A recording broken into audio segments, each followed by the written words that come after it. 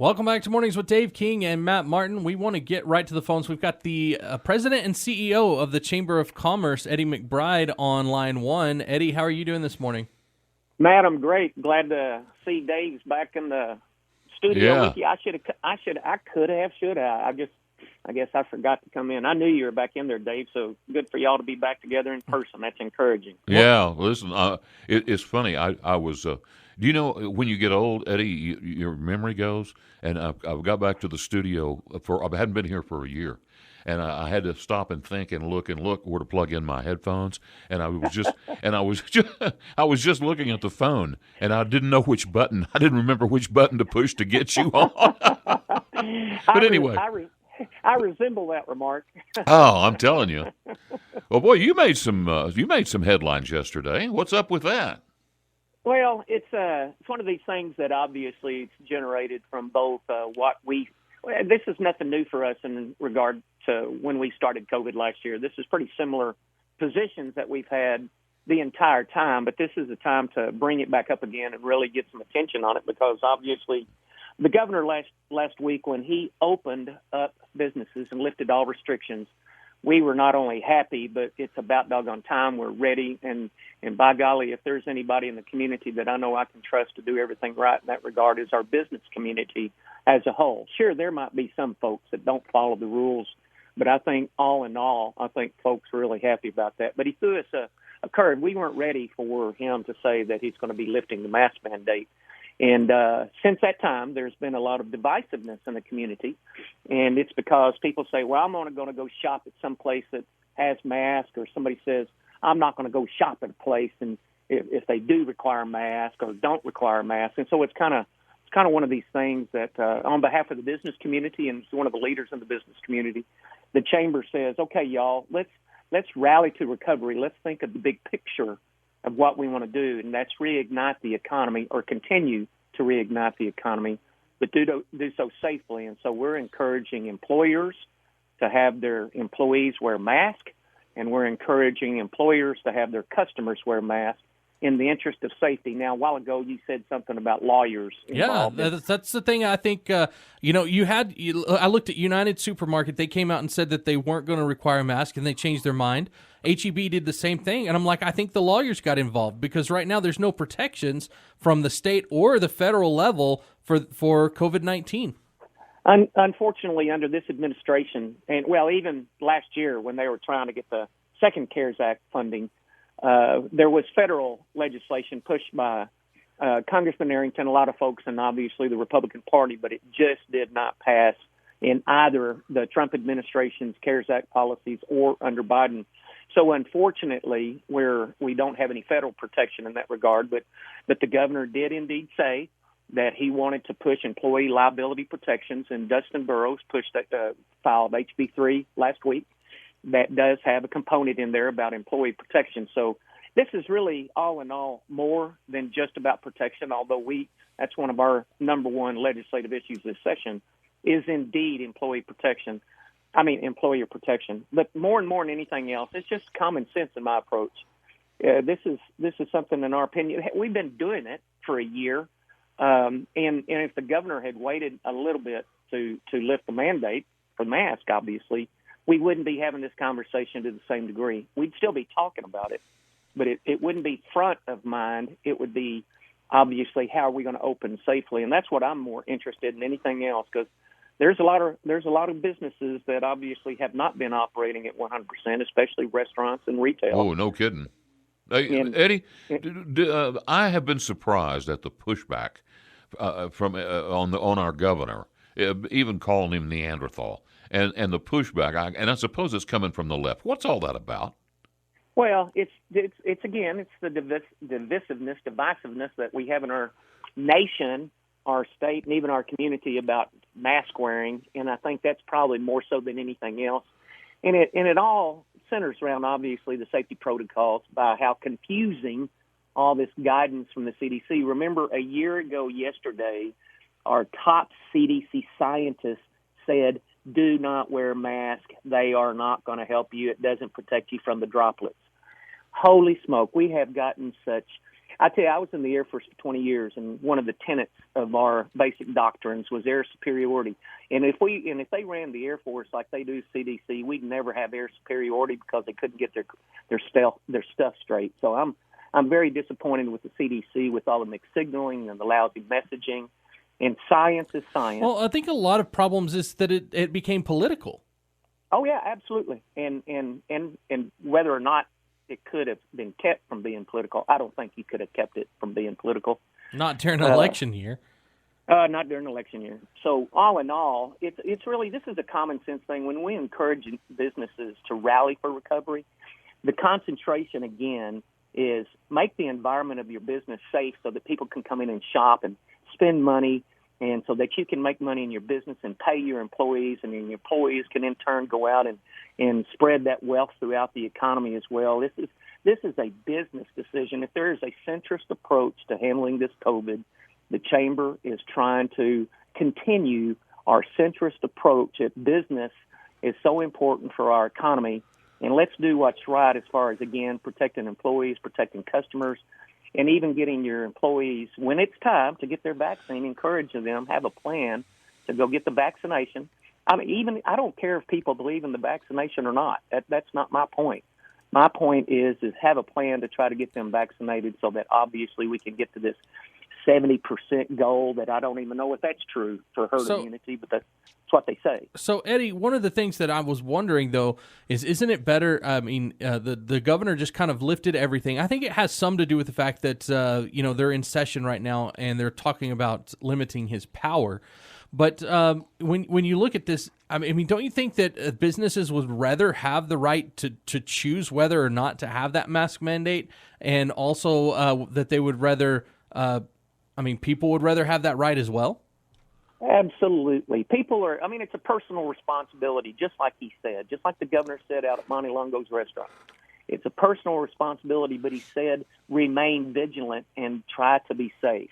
So if you don't want to wear a mask, that's fully your opinion, and you're going to practice it, whatever. But that's not what we're saying. We're saying employers, please encourage your employees to wear a mask. Encourage your customers to wear a mask, to remain vigilant. Yeah. I mean, how much longer do we have to do this? Hell, we've been doing it for a year. We can't do it for 3 more weeks or whatever that time frame. It's just a little bit logic and common sense to me that obviously you can't maintain when you take an opinion on one side or the other. Yeah. Eddie, let's take a quick break here and come back and talk more. We're talking with Eddie McBride, who is the chief cook and bottle washer down at the Lubbock Chamber of Commerce. Interesting conversation this morning. We'll be back with more of Eddie in a moment. Welcome back to Mornings with Dave King and Matt Martin. We got Eddie McBride, the president and CEO of the Chamber of Commerce, on line one. And Eddie, I've got a very important question to ask you. Yes, sir. Since these restrictions have been lifted, do we see a wine event at all in the future? We moved it from April to November, but yes, we're going to do it. But November, now, golly, that's forever away. It is forever, but let me tell you, doing it's better than not doing it. We couldn't confirm the fact that we're going to be able to do it in person in April, so we couldn't encourage the wineries across the state, especially even the ones here in Lubbock, to commit to coming without having some type of idea what was going to happen. If we had known on March the 2nd that the governor would have done that, then we could have already had the invitations out and everything. We'd already talked to the wineries, and we'd already told them they were going to move the date. But it was better safe than sorry. So even moving it a little bit further, let's say that all of our efforts doesn't really keep the cases down and hospitalizations might spike or something. I don't know. I pray not. But nonetheless, we just couldn't. We're going to do the barbecue, too. So is it still in October?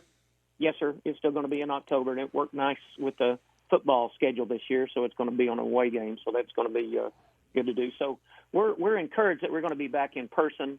It's one of these things, the Chamber and one of our best talents is allow the opportunity for business people to meet other business people from a networking perspective and have a chance to increase their business opportunities. And so I think you'll see us commit to that again here pretty quickly.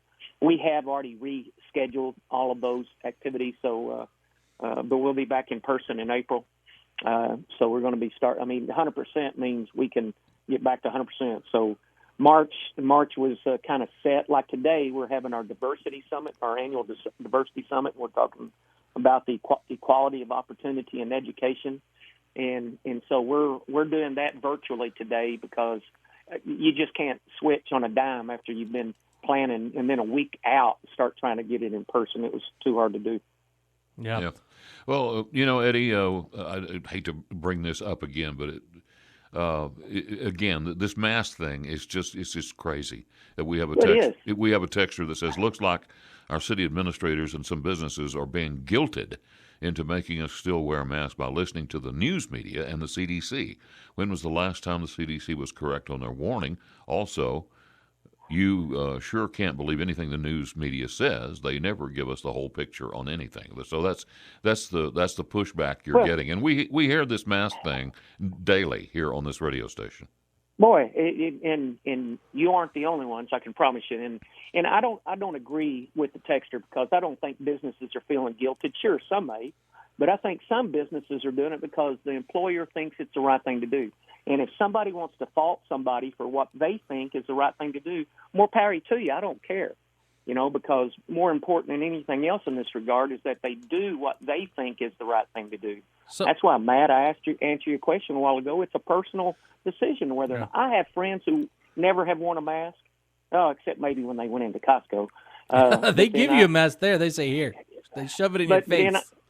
Then I have friends who won't leave their house without a mask. Mm-hmm. So all of us have seen it from all sides, the 360 degrees around us. The circle got tighter and tighter when all the deaths got even closer to you. So our issue here on behalf of the business community is do the right thing, is encourage your employees and your customer to wear masks. Let's keep the curve flattened because if this thing gets out of control again, guess what's going to happen? We're going to end up having to close down again, just like if the hospitalizations increase again over a 7-day period, if it's more than 15%, we're going to have to lock down again. Maybe not all the way, but still it's going to hurt. If this start, stop. But I'm telling you, Eddie, I wonder how many of these businesses, it just seems to me like there's just so many of them that are not going to be able to reopen. I don't understand how you can close a business for a year and maintain. I mean, the mortgage payment is still there, the taxes are still there, and you have no income. It's just going to be really tough. We've got to keep this country open one way or another. We have to, I believe. And we've got good news here. The story this morning: the COVID cases have been below 5% for over a week in Lubbock County. On Monday, the city reported the lowest number of hospitalizations since June 23rd. That's great news. We're going in the right direction. Let's keep it going and keep these businesses open. And Eddie, another thing, I mentioned this on the air yesterday. Gail and I were out running around on Saturday, and it was almost like gridlock.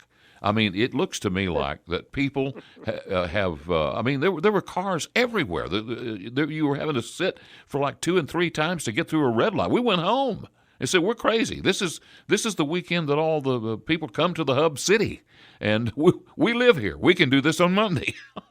But have you seen that? Have you noticed absolutely. Oh, my gosh, and it just seems like, people have got pandemic fatigue. They got mask fatigue. Yes. They just got BS fatigue from listening to all the crap that we've had to listen to, and the fact of it is people want to live the life the way they want to live their life, and I don't blame them a bit. But the fact of the matter is, let's not get complacent about this disease. This is something that obviously we need to take seriously. Just like you said, hospitalization rates are down. Test cases are just nowhere. You know why? I think people are not testing. We have test kits, and make sure your listeners know businesses can come by and get test kits if they get certified by the Texas Department of Emergency Management. I'm having trouble. I'm giving them out in 1s and 2s. When we first did it, we got rid of all the cases that we had within a 2-hour period. And I just don't think people are testing the way they were. And again, employers, I urge you to, if you have an opportunity to get certificated, we can give you test kits so that you can test your employees. It's another method by which we are contributing, and PPE. AT&T gave us a bunch of PPE, and we're giving it out with the test kits as well. Eddie, hey, we got to go. Let's hold you over and for one more segment. Can you stay? Yes, sir, I can. Okay, we'll be right back. Welcome back to Mornings with Dave King and Matt Martin. We're going to get back to the phones. We've got Eddie McBride, the president and CEO of the Chamber of Commerce here in Lubbock. And Eddie, I've got a question for you that I think I want to know how the event at Mar-a-Lago's kind of came about. And did the governor set that up? I mean, is he the one that chose Mar-a-Lago's, or were you a part of that? Monty Longo's. Oh, Monty Longo's. I'm sorry. Yes, sir. And the governor did pick it, from what I understand. They looked for several locations in Lubbock, and they whoever staff actually presented at least a handful of locations with pictures and everything. And the governor personally picked Monty Longo's Mexican restaurant. Yeah, well, and like I was telling Dave, I'd never been there before. I'd never really even heard of it. But after the governor was there, I really want to go try it out. I mean, it has to be a great place if the governor decided that's the place he wanted to go. And I think it worked out great. I mean, especially for Rudy and his mother Maria, the family, and their employees. Again, they've been doing what they're supposed to have been. They pivoted in transition. That track cliche, COVID pivot.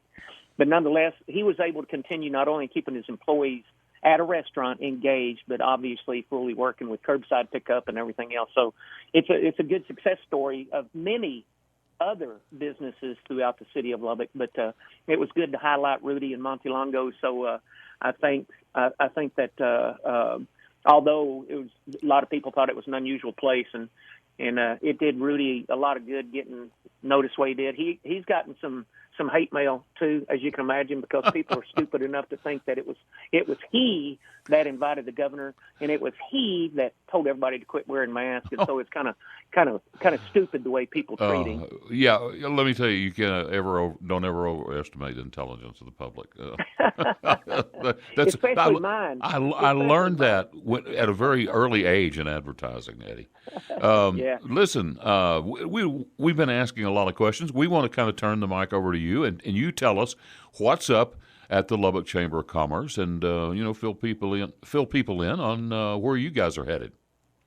Well, it's like I mentioned earlier. Today is a great opportunity. We have Margaret Spellings, the former Secretary of Education under Bush 43. She's speaking today as our presenting speaker at our Diversity of Summit, Equality of Opportunity in Education. You can't find anybody that knows more about our national education system than Margaret Spellings. And she's now the CEO of Texas 2036, which is a statewide effort that trying to identify and fix a lot of problems with a lot of data-driven solutions by obviously our bicentennial in 2036 and 2136. So I think all in all that it's going to be wonderful.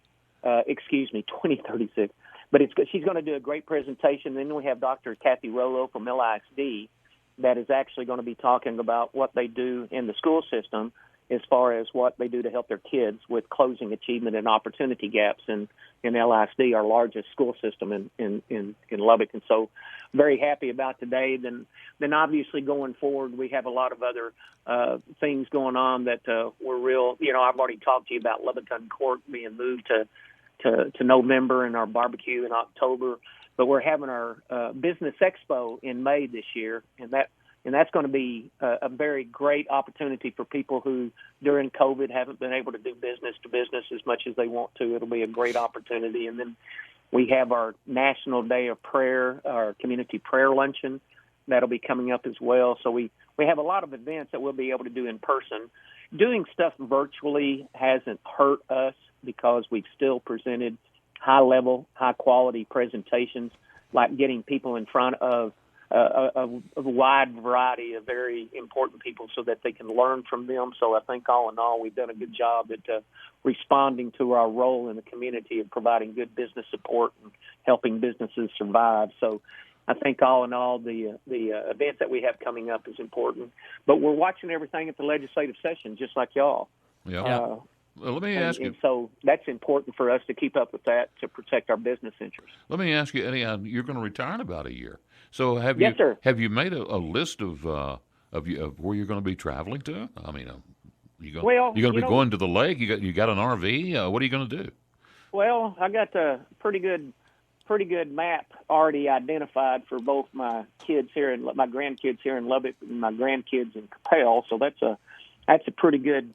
I look forward to that, spending more time with my grandkids, and then obviously, as far as a plan, I have several things I intend to do and follow. You know, Dave, 20 years in the Air Force, we lived 17 years overseas, so we might not have the travel bug as much as everybody else does. You may not. But nonetheless, we still have some things to see in America that we haven't seen. Yeah, this is ironic. Just as soon as I said that, we received a text that said, "Isn't Eddie retiring soon, Dave? Maybe," says Dave, "maybe you could follow his lead." Well, Dave, that's one of the anti-Dave listeners. Anti-Dave listeners, I tell you, well, Dave, maybe your anti-Dave friend there might have something for you to think about. But well, you know, they would like him a lot more if he'd agreed with me more. I'm just saying. Well, it's enjoyable. It's painful sometimes, but it's enjoyable. You know, I enjoy hearing y'all disagree with each other, and that's it's not everybody likes to hear people argue. But you know, when you're expressing your opinion and you're where you're at in your mind, where you feel, that's okay. And makes Dave, it interesting. 328 days, 16 hours, and 17 minutes, but who's counting? Yeah. So, are you a part of the process of getting somebody new to fill your place? I have a CEO search team that has already started. We've already done getting our preparations for sending out notices that the job is open to be filled. So, my bosses are gracious enough to allow me to help them, because obviously it's very important to me and to my bosses and the chamber in general to make sure we get a good replacement, somebody that's going to bring in a fresh set of ideas and a better leader that's going to be able to take us to the next level. So we're pretty excited about this opportunity. If you think about change as positive going forward, it's going to be great for the chamber, and it's going to be great for our community to have somebody come in and lead us anew. Well, I got to say, Eddie, from my perspective, you're leaving quite a legacy with your success at the Lubbock Chamber. Yeah. Well, thank you very much, Dave. We've been around a long time together, and I appreciate that very much coming from you. Thank you. You bet. Well, let's. Yeah. Well, all right. Well, we're going to go ahead. Eddie, thank you so much for coming on. It's great to hear from you again. We'll talk to you again here in about a month, if not before. You know, my biggest goal this morning was to make sure I explained to y'all correctly. So that was an important opportunity. So you guys, thank you very much for letting me come on. And even though we might not agree on everything 100%, it's still, at least you give me an opportunity to let you know how we feel. Yep. All right. Well, thanks, Eddie. You have a great day. Appreciate you guys. Have a good one yourselves. All right. We'll be right back on Mornings with Dave King and Matt Martin.